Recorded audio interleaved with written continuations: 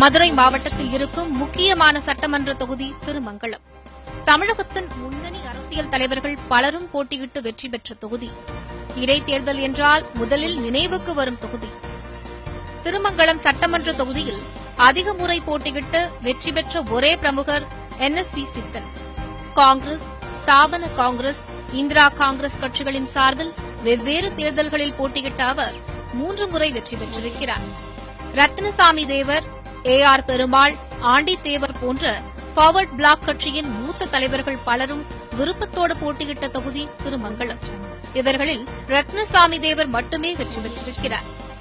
1977ஆம் ஆண்டு தேர்தலில் அதிமுக சார்பில் போட்டியிட்ட TT சரஸ்வதி வெற்றி பெற்றார். பின்னர் அமைந்த அதிமுக அமைச்சரவையில் சமூக நலத்துறை அமைச்சரானார் TT சரஸ்வதி.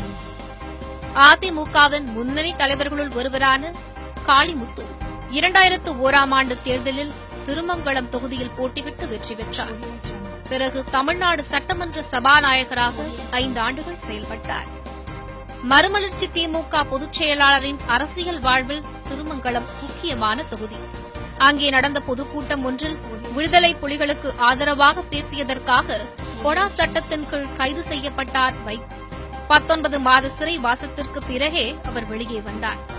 2009ஆம் ஆண்டில் திருமங்கலம் மதிமுக MLA வீர இளவரசன் மரணமடைந்ததால் இடைத்தேர்தல் வந்தது. திமுகவின் மூக்க அழகிரியின் மேற்பார்வையில் நடந்த அந்த இடைத்தேர்தல் பலத்த சர்ச்சைகளுக்கு உள்ளானது. வாக்காளர்களுக்கு பணம் கொடுக்கும் திருமங்கலம் ஃபார்முலாவை அழகிரி அமல்படுத்தியதாக எழுந்த விமர்சனம் இன்று வரை நீடிக்கிறது. தற்போது திருமங்கலம் தொகுதி அதிமுக வசம் இருக்கிறது.